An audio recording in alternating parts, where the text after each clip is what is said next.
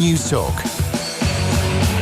And you're very welcome along to Thursday night's Off the Ball. It's Richie McCormack here with you right through until 10 o'clock tonight on this Rugby World Cup Eve. And to tie into that very theme on tonight's show, we will have Clive Woodward, the former England and Lions head coach, live at University Concert Hall Limerick from last night's Heineken Roadshow up between 8 and 9 o'clock tonight. We've also got an in-depth interview with Shane Duffy, the Republic of Ireland and Brighton and Hove Albion defender. That's coming up on the football show after 9. We'll keep tabs on everything going on in the Europa League as well, because both Arsenal and Celtic are already in action, and we still have Rangers and Wolves among the others still to come, along with a little side called Manchester United up after 8 o'clock tonight too. And as it is Thursday, we will have the one and only John Giles live in studio from 7:30. If you want, you can get your texts in to 53106. They'll cost you 30 cents. Your tweets are free. They can be sent to @OffTheBall. Look forward to hearing from you even during the course of tonight's show. Joined in studio for tonight's Newsround by two border boys representing the border county. This is going to devolve into a Brexit chat very quickly. I like where this is possibly going. We've Louth and Mullen and from Donegal, of course, in the production box. Good lord. And JP's a Louth man as well. JP's a Louth man too. Paul's a dub, so it doesn't really count. Yeah. Paul's like, what's going on? What am I supposed to be playing? Come off guard. Anyway, yeah, you're very welcome, lads. Cheers, Richie. Thank you. It's nice to have the Europa League back on a Thursday night, something to watch. Yeah. Especially if you're a Manchester United fan, you've kind of got a game in midweek. Yeah, and I think Solskjaer's going to use this as a chance to blood the youth players, and I know this is like Solskjaer Man United bingo, where it's like youth players, academy, wing play, all this kind of stuff. But if you remember Mourinho, when he had the Europa League, he went very much mercilessly, let's win this. Yeah. Let's get into the Champions League. They actually sacrificed the league, finished 6th that year, I think. Whereas I think Solskjaer's going to try and blood the likes of Mason Greenwood in meaningful competition, but not necessarily the most tough tests, you know. Sergio Romero's one of the only survivors from that Mourinho Europa League team. He's the ever-present. Of all the people to think, I think, is it Rojo's survived that as Possibly well? as well, yeah. And he's starting tonight too. It's just a very strange one. You have to get used to seeing Manchester United being involved against teams like Astana, and on a Thursday night you kind of wonder what kind of crowd they're going to get into Old Trafford tonight. Will it be one of those nights where it's actually very hard to rouse kind of an atmosphere, and they're struggling to get over the line against a bunch of no-marks, with all due respect to Astana? But and just on that point I was making, it's going to test this theory that United fans want academy graduates coming through, because he's really put faith in them tonight. And as you said, if it's like a stodgy, it's 0-0 after 70 minutes and they nick a penalty or something, the crowd are going to get restless. They're going to be expecting goals tonight and early on, I'd say. They were advertising for tickets, I think, as late as yesterday, United, on their social media profiles. So clearly not a sellout, but it should be interesting to see what the crowd dynamic is. it is. Should we get into the Europa League stuff straight off the bat? Because Arsenal and Celtic, as I say, both kicked off at 5-6, and Arsenal struggling to hold on to a lead, more of which we'll get from Shane. Presently, what's going on in the Europa League? Group F. So Arsenal currently leading, 52 minutes gone in that second half in Germany. Eintracht Frankfurt 0, Arsenal 1. Joe Willock had given Arsenal the lead pretty much against the run of play. It was a deflected shot. At the moment, Eintracht Frankfurt have 14 shots to Arsenal 7. They were definitely on top in the first half, Frankfurt, and it looked to be the same in the second half. So Arsenal leading pretty much against the run of play there. The other game in that group, Standard Liège 0, Guimarães 0 is the latest score. Celtic also currently in action. They're a goal down to Rennes in France after 54 minutes. The other game in that group sees Cluj take on Lazio, a goal apiece in that one. Group G then later on, we said Porto against Young Boys is the 8 o'clock game. Rangers against Feyenoord. We have the team news as well from Old Trafford for that game against the Kazakh champions Astana. Sergio Romero in goals, the back four of Diogo Dalot, Axel Tuanzebe, Phil Jones and Marcos Rojo. The two in front of them, the captain tonight, Nemanja Matic for United, and Fred alongside him. Then you have the young four, Tahith Chong, Angel Gomez and Mason Greenwood in behind the lone striker of Marcus Rashford. Manager Ole Gunnar Solskjaer has been speaking about that 17-year-old striker Mason Greenwood. He says he has talent to burn. Mason's one of the best finishers I've seen, and I've played with quite a few decent ones. There's so many years ahead of you. You've just got to keep on working, and the next game is always the most important one. Doesn't matter if you scored 3 last week or 2 weeks before. The next one's always the most important one. Wolves also in action this evening, of course. They have beaten Armenian side Punic and the Serie A side Torino to reach the main stage of a European competition for the first time since 1980, so almost 40 years. Portuguese outfit Sporting Braga are the visitors to Molyneux at 8 o'clock. Braga finished 4th in the Premier League in Portugal last year, but like Wolves have made a disappointing start domestically so far. They sit only a point above the Portuguese relegation zone, 1 win in their opening 5 games. 5 changes to the Wolves side that lost 5-2 to Chelsea last weekend. The one that'll be interesting to an Irish perspective audience is Matt Doherty. He's one of those 5 that are back in, so he starts at right wing back. Rangers then home to Dutch side Feyenoord at 8 o'clock. Set to be an emotional night at Ibrox, of course. Rangers play for the first time since the death of their former captain Fernando Ricksen, and a minute's silence will be held before that game. I don't know if you saw this story about Ole Gunnar Solskjaer as well, about the crest at Old Trafford, because I kind of worry every time I see a press conference from Solskjaer, because he's so steeped in United mythology. Like, given the fact that he was there for so long as a player, he's now back in as a manager who's almost been sent on a rescue mission. We saw before that he has little kind of quirks that he's already got in play. The one I saw the other day was that there was a crest, a Manchester United crest at the club's training ground, but it was done in mosaic form. But Solskjaer didn't like it, as he felt the mosaic represented United as being broken, something it didn't like due to the fact that players and staff spent plenty of their time there. That's too much, isn't it? He's reading into that very deeply. Sure, like surely somebody laughed at him when he suggested it first. They're like, can we get the crest taken down? It's made out of a mosaic. Why? It's like it's stuck to the wall. It's a mosaic. It represents the club being cracked.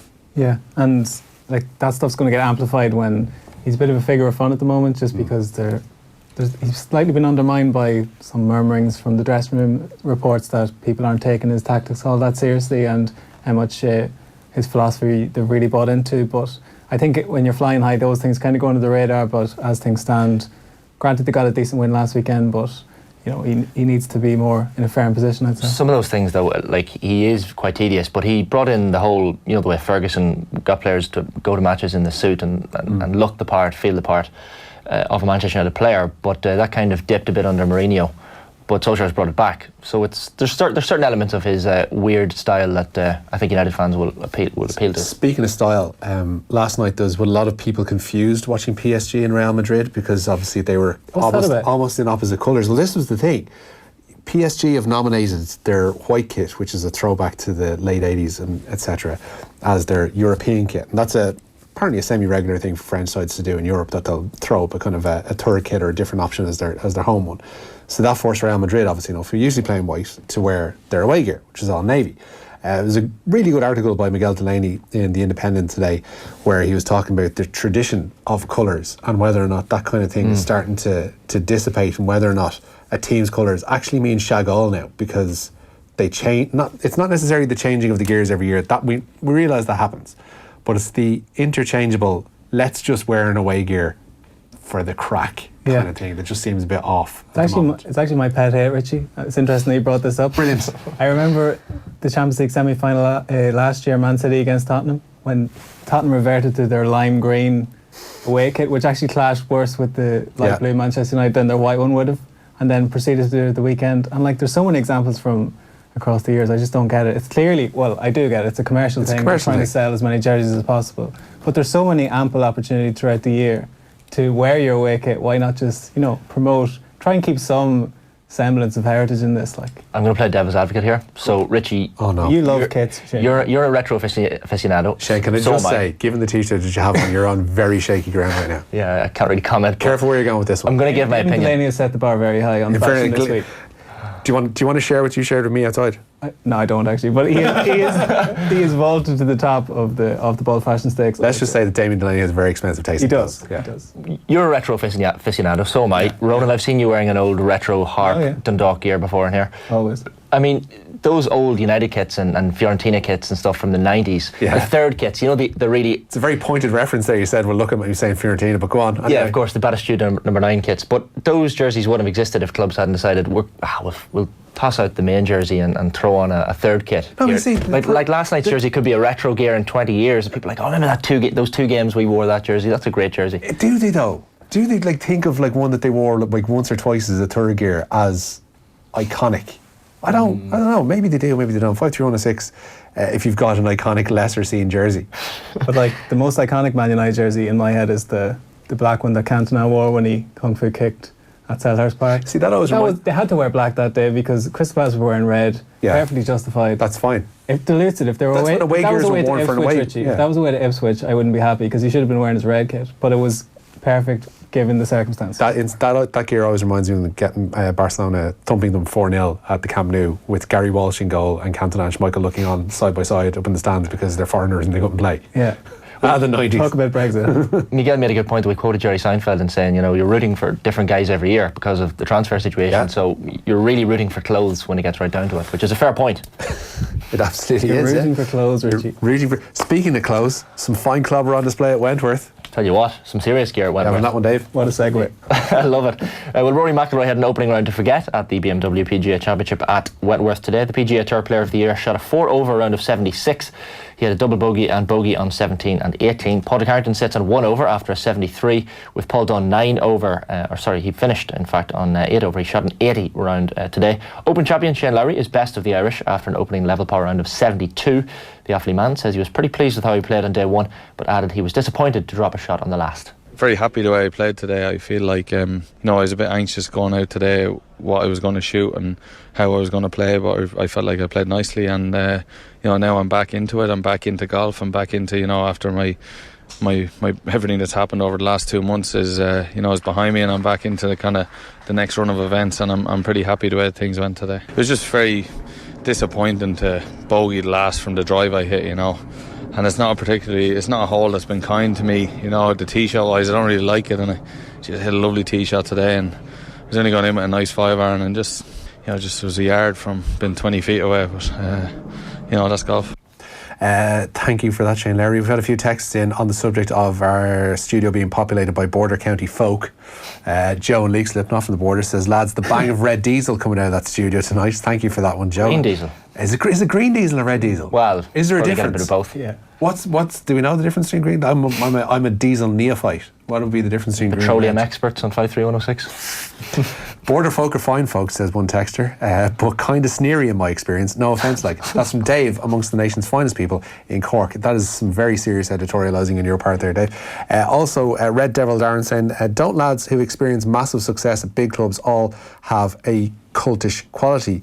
The reverent brainwashed way ex-Liverpool players talk about Liverpool Football Club is just as nauseating as Ole banging on about United and their mosaic crest. On that subject as well, Walkinstown Beckenbauer saying, poor old Man United having to play in the Europa League. There's tears in my eyes. Hang on, I'll get my violin out. I'm sure he has that down in the man shed. Thank you for that, Walkinstown Beckenbauer. 53106, the text and off the ball on Twitter. We'll move on. So CJ Stander says he never witnessed doping in South Africa. The Ireland back who grew up in the country was responding to questions that there may be an image problem with performance-enhancing substances in the country of his birth. Stander was speaking at today's press conference ahead of Sunday's World Cup opener against Scotland in Yokohama. In 2018, 6 teenagers tested positive for steroids at Craven Week, South Africa's annual schoolboy tournament, but Stander says he has never seen anything untoward himself. I played Craven Week probably, 11 years ago, so I think most you get out there is the eggs you got in the morning for the protein, so I think... There wasn't in evidence back then? No, nothing. I think they was quite on top of it, when everyone was... I think I was tested when I played Craven Week, probably out of the 3 games, I think 3 days, so they're quite on top of it, so I think it's well looked after, and I think probably the last few years they probably just... I had more testers out, and I don't really know what happened in the last few years in the Craven Week. Sorry about that. Yeah, naturally we ploughed that furrow with Brian and Craig Chalmers at the University Concert Hall in Limerick last night as part of our Heineken Roadshow, which you can hear very shortly indeed as well, Shane. An Irish rugby update as well. Andrew Conway and Jordan Larmour are expected to start for Ireland in that Rugby World Cup opener against Scotland on Sunday morning. Keith Earls and Rob Kearney have been recovering from injuries of course this week. Conway is being tipped to play at fullback with Larmour on the wing if Earls is not fit to start.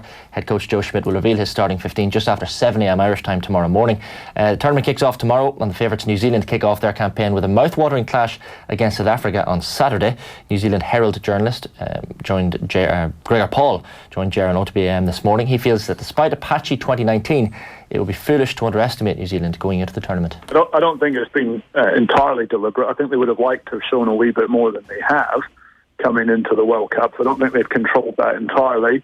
But I don't think there's any doubt that they've been working very carefully and deliberately towards building an attacking game that I wouldn't say they've kept it secret, but they haven't really been able to show all the parts of it. They've deliberately held bits of it back in the games that they've played so far this year.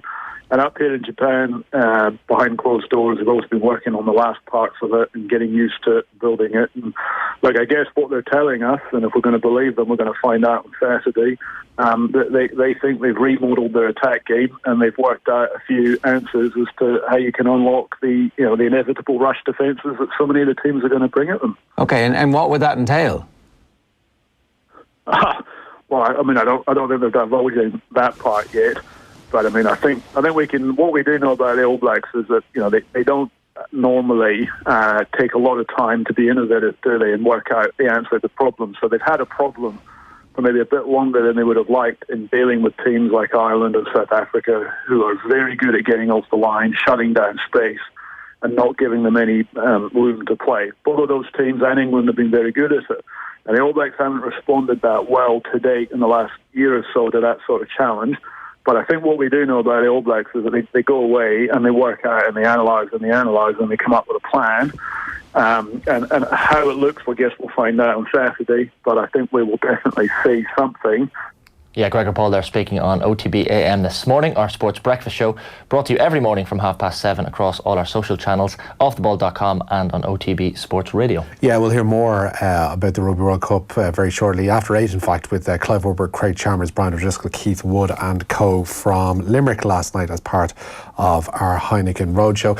On the subject of erroneously wearing away jerseys when they shouldn't be worn at all, Simon's been in contact to say Inter wore black last night against Slavia Prague, or on Tuesday night as well. Again, it not only the needless wearing an away jersey, wearing an away jersey at home should dock you points straight away. This is that serious. But would you not allow clubs to have a European jersey? No. It's a nice kit though. Does that mitigate it in any way? No, absolutely doesn't. Doesn't? No, I'm not letting them away with this. You got to have a line somewhere. If Bose did it, how would you feel? A cup jersey, an FAI cup jersey. Hey, listen, Dundalk have had a cup jersey and they wore it against Derry in the EA Sports Cup final on Saturday, and it caused confusion for some people watching it online because they're wearing their Temple Street purple kit against the red and white stripes, the candy stripes, if you will. I didn't think I could love a team in purple after the Renford rejects, Richie, but here we are. What about Anderlecht? Harchester United. It's and Harchester. All the greats wear purple, Ronan. You should know this. But yeah, World Cup fever is very much gripping the entire studio here, and we will have more after 8 o'clock. That's a great game as well, isn't it? Early days of the tournament, South Africa and New Zealand, because remember the Football World Cup, was it Spain-Portugal on the second day? Yeah. Like, it just really whets the appetite, and that did deliver. So similarly on Saturday, if that's an electric game, it's really going to hook people in, I think. I like the way you're passing over the damn squib from the actual Japan and Russia. Japan and Russia. I do like the fact that Japan get a sort of a gimme, and it's going to sort of set things alight. Build momentum for them. Yeah. And be a great spectacle. So there you go. Yeah. My 2 cents.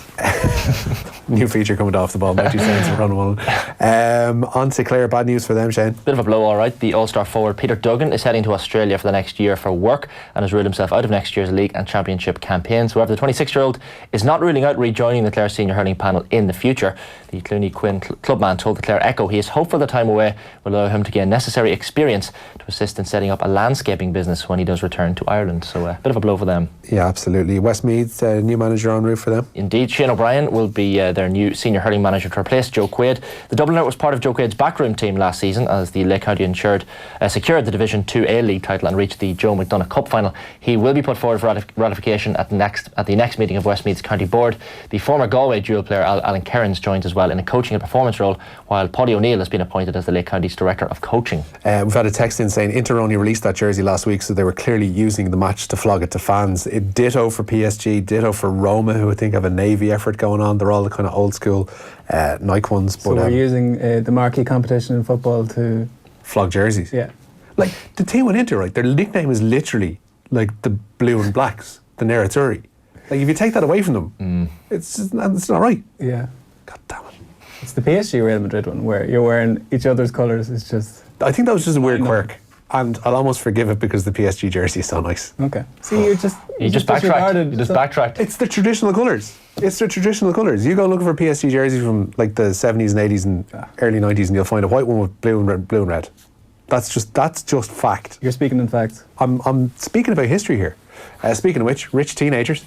Big time. Chelsea striker Callum Hudson-Odoi has signed a new 5-year contract at Stamford Bridge. The 19-year-old, who has been at the club since the age of 8, has now extended his stay until at least 2024.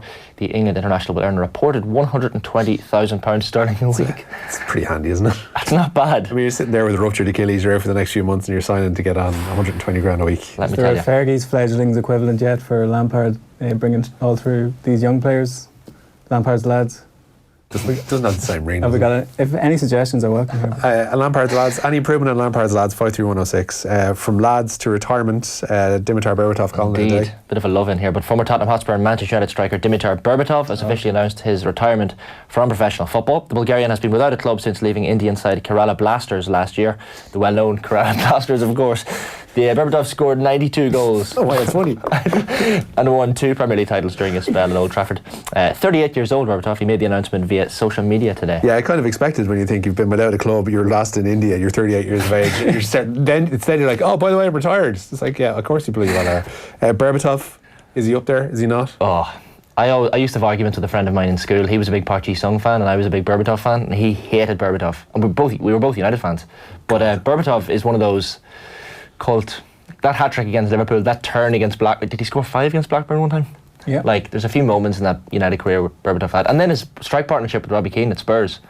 Like, what a player. He was a luxury player. I think he's actually garnered more affection in latter years. I was going to say since he retired, but he only retired today. He's retired today, Ronan, apparently. But like, his personality's really come to the fore in interviews. He did one with Mark Ogden there recently. He's a really captivating guy, and his history in Bulgaria is interesting as well. So. Yeah, he seems like an interesting dude. Phil from Galway Whites says about alternative kits, when Leeds United announced the grey-pink jersey, there was uproar on social media giving out about not being traditional colours. It since has been one of the best-selling kits the club has ever had. Another one, actually, something remembered today, it got thrown into my timeline. Super Furry Animals sponsored Cardiff City for a brief cup run 20 years ago. So they had these old school jerseys that like had the tie things going on that United jersey did in 92 and 93, but Super Free Animals as the sponsor. It, like, in theory, you're like, Super Free Animals sponsor Cardiff City, I want that. Bloody ugly. Bloody ugly. 20 years ago, you'll remember it well anyway. John Duggan asked me last week what was the first jersey. No, let's not start that anyway. Is that was Stacey P in your ear, was it? No. About your own lines, because he's sitting in there smugly looking at me going, Look, to be fair, I love the string on the United jerseys. I love those. The green and yellow in particular, the Cantona 7. What was the first jersey you bought, Richie? First jersey I bought with my own money? Yeah. I actually don't know. It was probably something on holiday. There was, you know, the like crappy ones that you get on holiday. There was one in Portugal where we were once that did have a couple of like random nice Adidas bits and pieces, like genuine ones, slipped in there. So I got a Monaco jersey from about 93, 94. There you go. That was the first one, my own. Lovely. Nice vintage. Yours? I don't know, John Duggan asked me this last week and I wasn't sure at the time. I think the first jersey I remember getting was the United one with the zip. Do you remember this one? 1999? I do, yeah. Great so one. that was... More zips on jerseys, please. I think that's the one and only... I can't remember one before or since. I bought the yellow United goalkeeper's jersey, strange material, 2000-2001 with Van der Hau on the back.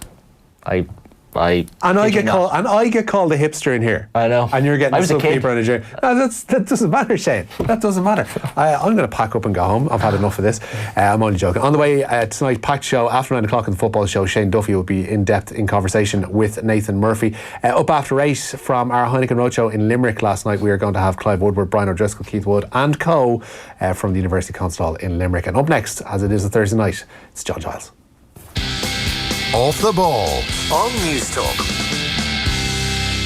Logically, you know Cube kitchens are expertly designed and fitted. Practically, you know they've got all the clever storage ideas you could wish for. Reassuringly, you know Cube have over 50 years experience, but that's not why you want one. Cube kitchens